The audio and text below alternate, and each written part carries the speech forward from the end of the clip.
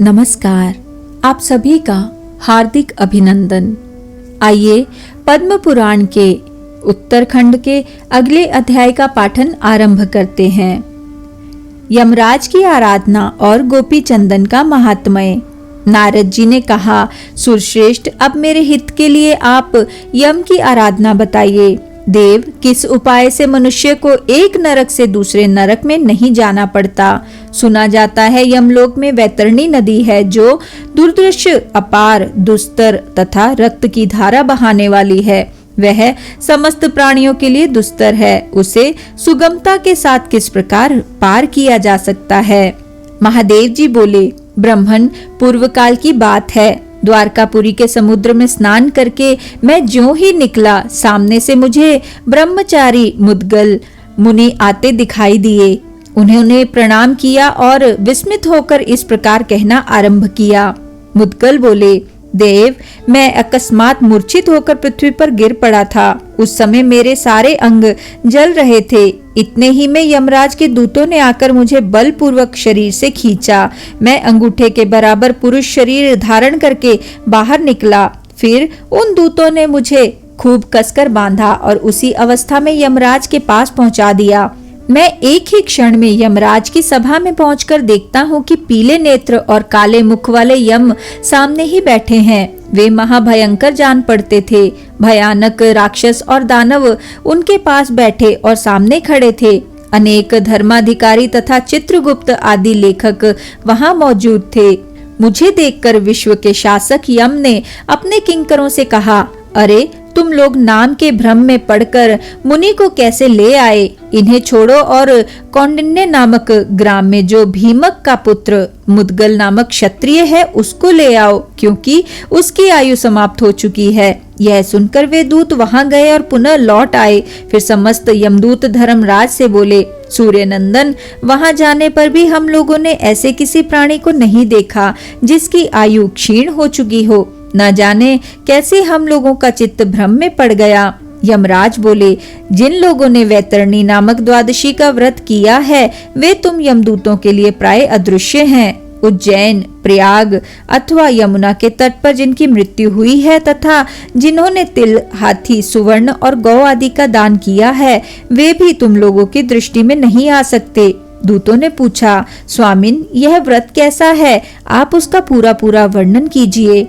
देव, मनुष्यों को उस समय ऐसा कौन सा कर्म करना चाहिए जो आपको संतोष देने वाला हो? जिन्होंने कृष्ण पक्ष की एकादशी का व्रत किया है वे कैसे पाप मुक्त हो सकते हैं? यमराज बोले, दूतों, मार्गशीर्ष आदि मासों में जो ये कृष्ण पक्ष की द्वादशियां आती हैं उन सब में विधि पूर्वक वैतरणी व्रत करना चाहिए। जब तक वर्ष पूरा ना हो जाए तब तक प्रति मास व्रत को चालू रखना चाहिए। व्रत के दिन उपवास का नियम ग्रहण करना चाहिए जो भगवान विष्णु को संतोष प्रदान करने वाला है। द्वादशी को श्रद्धा और भक्ति के साथ श्री गोविंद की पूजा करके इस प्रकार कहे, देव, स्वप्न में इंद्रियों की विकलता के कारण यदि भोजन और मैथुन की क्रिया बन जाए तो आप मुझ पर कृपा करके क्षमा कीजिए।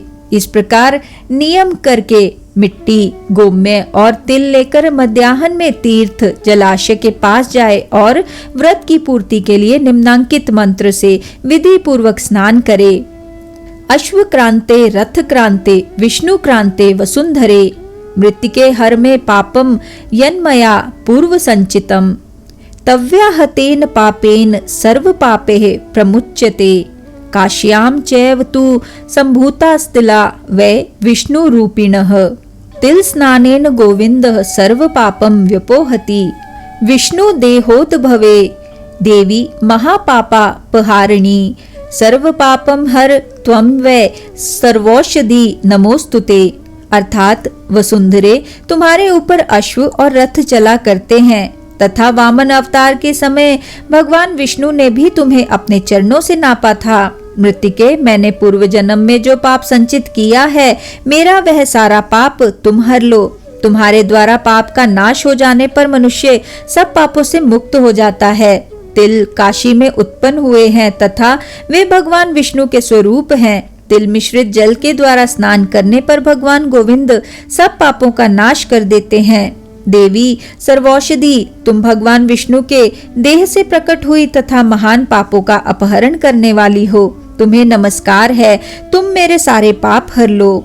इस प्रकार मृत्तिका आदि के द्वारा स्नान करके सिर पर तुलसी दल धारण कर तुलसी का नाम लेते हुए स्नान करे। यह स्नान ऋषियों द्वारा बताया गया है, इसे विधि पूर्वक करना चाहिए। इस तरह स्नान करने के पश्चात जल से बाहर निकलकर 2 शुद्ध वस्त्र धारण करे। फिर देवताओं और पितरों का तर्पण करके श्री विष्णु का पूजन करे। उसकी विधि इस प्रकार है। पहले एक कलश की, जो फूटा टूटा न हो, स्थापना करे। उसमें पंच पल्लव और पंच रत्न डाल दे। फिर दिव्य माला पहनाकर उस कलश को गंध से सुवासित करे। कलश में जल भर दे और उसमें द्रव्य डालकर उसके ऊपर तांबे का पात्र रख दे। इसके बाद उस पात्र में देवादिदेव तपोनिधि भगवान श्रीधर की स्थापना करके पूर्वोक्त विधि से पूजा करे। फिर मिट्टी और गोबर आदि से सुंदर मंडल बनावे। सफेद और धुले हुए चावलों को पानी में पीसकर उसके द्वारा मंडल का संस्कार करे। तत्पश्चात हाथ पैर आदि अंगों से युक्त धर्मराज का स्वरूप बनावे और उसके आगे तांबे की वैतरणी नदी स्थापित करके उसकी पूजा करे। उसके बाद पृथक आवाहन आदि करके यमराज की विधिवत पूजा करे। पहले भगवान विष्णु से इस प्रकार प्रार्थना करे। महाभाग केशव, मैं विश्वरूपी देवेश्वर यम का आवाहन करता हूँ। आप यहाँ पधारें और समीप में निवास करें। लक्ष्मीकांत, हरे, यह आसन सहित पाद्य आपकी सेवा में समर्पित है। प्रभो, विश्व का प्राणी समुदाय आपका स्वरूप है। आपको नमस्कार है। आप प्रतिदिन मुझ पर कृपा कीजिए। इस प्रकार प्रार्थना करके भूतिदाय नमः इस मंत्र के द्वारा भगवान विष्णु के चरणों का, अशोकाय नमः से घुटनों का, शिवाय नमः से जांघों का, विश्वमूर्तये नमः से कटी भाग का, कंदर्पाय नमः से लिंग का, आदित्याय नमः से अंडकोश का, दामोदराय नमः से उदर का, वासुदेवाय नमः से स्तनों का, श्रीधराय नमः से मुख का, केशवाय नमः से केशों का, शांग्रधराय नमः से पीठ का, वरदाय नमः से पुनः चरणों का, शंखपाणय नमः, चक्रपाणय नमः, असीपाणय नमः, गदापाणय नमः और परशुपाणय नमः। इन नाम मंत्रों द्वारा क्रमशः शंख, चक्र, खड़ग, गदा और परशु का तथा सर्वात्मने नमः इस मंत्र के द्वारा मस्तक का ध्यान करे। इसके बाद यूं कहे, मैं समस्त पापों की राशि का नाश करने के लिए मत्स्य, कच्छप, वाराह, नरसिंह, वामन, परशुराम, श्री राम, श्री कृष्ण, बुद्ध तथा कल्कि का पूजन करता हूँ। भगवान, इन अवतारों के रूप में आपको नमस्कार है, बारंबार नमस्कार है।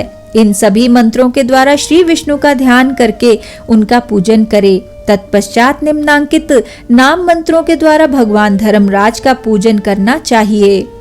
धर्मराज नमस्ते अस्तु, धर्मराज नमोस्तुते, दक्षिणाशाय ते तुभ्यं नमो महिषवाहन, चित्रगुप्त नमस्तुभ्यं, विचित्राय नमो नमः, नरकार्ति प्रशान्ते अर्थम कमान यच्च ममेप्सितान, यमाय धर्मराजाय मृत्यवे चान्तकाय च, वैवस्वताय कालाय सर्वभूत क्षयाय च, वृकोदराय चित्राय चित्रगुप्ताय वै नमः, नीलाय चैव दत्तनाय नित्यं कुर्यान्नमो नमः।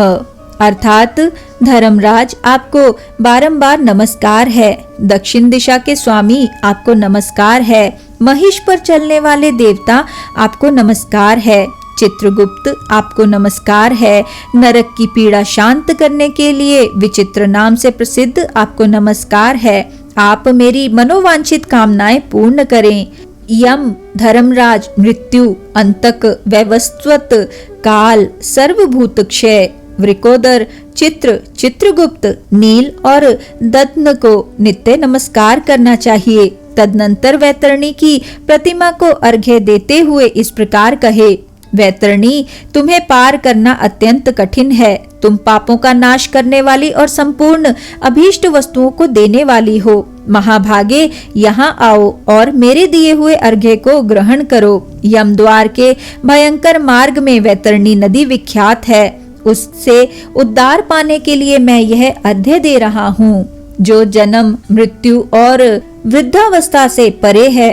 पापी पुरुषों के लिए, जिसको पार करना अत्यंत कठिन है, जो समस्त प्राणियों के भय का निवारण करने वाली है, तथा यातना में पड़े हुए प्राणी भय के मारे जिसमें डूबे जाते हैं, उस भयंकर वैतरणी नदी को पार करने के लिए मैंने यह पूजन किया है। वैतरणी देवी, तुम्हारी जय हो। तुम्हें बारंबार नमस्कार है। जिसमें देवता वास करते हैं वही वैतरणी नदी है। मैंने भगवान केशव की प्रसन्नता के लिए भक्ति पूर्वक उस नदी का पूजन किया है। पापों का नाश करने वाली सिंधु रूपिणी वैतरणी नदी की पूजा संपन्न हुई। मैं उसे पार करने तथा सब पापों से छुटकारा पाने के लिए इस वैतरणी प्रतिमा का दान करता हूँ। इसके बाद निम्नांकित मंत्र पढ़कर भगवान से प्रार्थना करे। कृष्ण कृष्ण जगन्नाथ संसारा दुद्धरस्य माम नाम ग्रहण मात्रेण सर्व पापम हर्षव में। अर्थात कृष्ण कृष्ण जगदीश्वर, आप संसार से मेरा उद्धार कीजिए। अपने नामों के कीर्तन मात्र से मेरा सारा पाप हर लीजिए। फिर क्रमशः यज्ञोपवीत आदि समर्पण करे। यज्ञोपवीत का मंत्र इस प्रकार है। यज्ञोपवीतम परम कारितम नवतंतुभिः प्रतिगृहणीष्व देवेश प्रीतो यच्च ममेप्सितम। अर्थात देवेश्वर, मैंने 9 तंतुओं से इस उत्तम यज्ञोपवीत का निर्माण कराया है। आप इसे ग्रहण करें और प्रसन्न होकर मेरा मनोरथ पूर्ण करें। तांबूल मंत्र। इदं दत्तं च तांबूलम यथाशक्ति सुशोभनम प्रतिगृहणीष्व देवेश मामुद्दर भावार्णवात। अर्थात देवेश, मैंने यथाशक्ति उत्तम शोभा संपन्न तांबूल दान किया है। इसे स्वीकार करें और भव सागर से मेरा उद्धार करें। दीप आरती का मंत्र। पंचवर्ती प्रदीपोयम देवेशारार्तिकम तव मोहांधकार धूमणे भक्ति युक्तो भवार्तिहन। अर्थात देवेश, आप मोह रूपी अंधकार दूर करने के लिए सूर्य रूप हैं। भवबंधन की पीड़ा हरने वाले परमात्मन, मैं भक्ति युक्त होकर आपकी सेवा में यह 5 बत्तियों का दीपक प्रस्तुत करता हूँ। यह आपके लिए आरती है। नैवेद्य मंत्र। परमान्नम सुपक्वान्नम समस्तर संसयुक्तम निवेदितम मया भक्तया भगवन प्रतिगृह्यताम। अर्थात भगवन, मैंने सब रसों से युक्त सुंदर पकवान, जो परम उत्तम अन्न है, भक्ति पूर्वक सेवा में निवेदन किया है। आप इसे स्वीकार करें। जप समर्पण। द्वादशाक्षर मंत्रेण यथा संख्य जपेन च प्रियताम में श्रियः कांतः प्रीतो यच्छतु वांछितम। अर्थात द्वादशाक्षर मंत्र का यथाशक्ति जप करने से भगवान लक्ष्मीकांत मुझ पर प्रसन्न हो और प्रसन्न होकर मुझे मनोवांछित वस्तु प्रदान करे। इस प्रकार श्री हरि का पूजन करने के बाद निम्नांकित मंत्र पढ़कर गौ को प्रणाम करे। पंच गावः समुत्पन्ना मध्यमाने महोदधो तासाम मध्य तू या नंदा तस्य धेन्वे नमो नमः। अर्थात समुद्र का मंथन होते समय 5 गौएं उत्पन्न हुई थी। उनमें से जो नंदा नाम की धेनु है, उसे मेरा बारंबार नमस्कार है। तत्पश्चात विधि पूर्वक गौ की पूजा करके निम्नांकित मंत्रों द्वारा एकाग्रचित हो अर्घ्य प्रदान करे। सर्व काम दुहे देवी सर्वार्तिक निवारिणी आरोग्यम संततिम दीर्घाम देहि नंदिनी में सदा। पूजिता च वसिष्ठेन विश्वामित्रेण धीमता कपिले हर में पापम यन्मया पूर्व संचितम। गावों में अग्रतः संतु गावों में संतु पृष्ठतः नाके मामुपतिष्ठन्तु हेम श्रृंगेः पयोमुचः। सुरभ्य सौरभे याश्च सरितः सागरास्तथा सर्वदेवमये देवी सुभद्रे भक्तवत्सले, अर्थात समस्त कामनाओं को पूर्ण करने वाली तथा सब प्रकार की पीड़ा हरने वाली देवी नंदिनी, मुझे सर्वदा आरोग्य तथा दीर्घायु संतान प्रदान करो। कपिले, मैं ऋषि वशिष्ठ तथा बुद्धिमान विश्वामित्र जी ने भी तुम्हारी पूजा की है। मैंने पूर्व जन्म में जो पाप संचित किया है उसे हर लो। गौएं मेरे आगे रहें, गौएं ही मेरे पीछे रहें तथा स्वर्गलोक में भी सुवर्णमय सींगों से सुशोभित सरिताओं और समुद्रों की भांति दूध की धारा बहाने वाली सुरभि और उनकी संतानें मेरे पास आवें। सर्वदेवमयी देवी नंदिनी, तुम परम कल्याणमयी और भक्त वत्सला हो, तुम्हें नमस्कार है। इस प्रकार विधिवत पूजा करके गौओं को प्रतिदिन ग्रास समर्पण करे।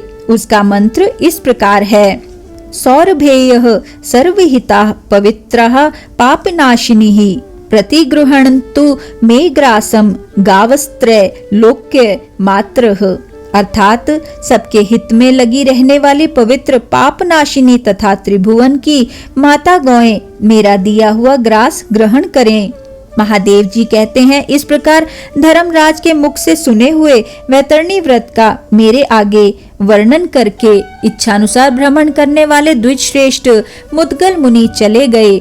द्विजवर, जहाँ गोपी चंदन रहता है वह घर तीर्थ स्वरूप है।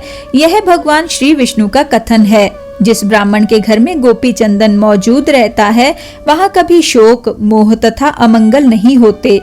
जिसके घर में रात दिन गोपी चंदन प्रस्तुत रहता है उसके पूर्वज सुखी होते हैं तथा सदा उसकी संतति बढ़ती है। गोपी तालाब से उत्पन्न होने वाली मिट्टी परम पवित्र एवं शरीर का शोधन करने वाली है। देह में उसका लेप करने से सारे रोग नष्ट होते हैं तथा मानसिक चिंताएं भी दूर हो जाती हैं। अतः पुरुषों द्वारा शरीर में धारण किया हुआ गोपी चंदन संपूर्ण कामनाओं की पूर्ति तथा मोक्ष प्रदान करने वाला है। इसका ध्यान और पूजन करना चाहिए। यह मल दोष का विनाश करने वाला है। इसके स्पर्श मात्र से मनुष्य पवित्र हो जाता है। वह अंत काल में मनुष्यों के लिए मुक्तिदाता एवं परम पावन है। द्विज श्रेष्ठ, मैं क्या बताऊं, गोपी चंदन मोक्ष प्रदान करने वाला है। भगवान विष्णु का प्रिय तुलसी काष्ठ, उसके मूल की मिट्टी, गोपी चंदन तथा हरि चंदन, इन चारों को एक में मिलाकर विद्वान पुरुष अपने शरीर में लगाए।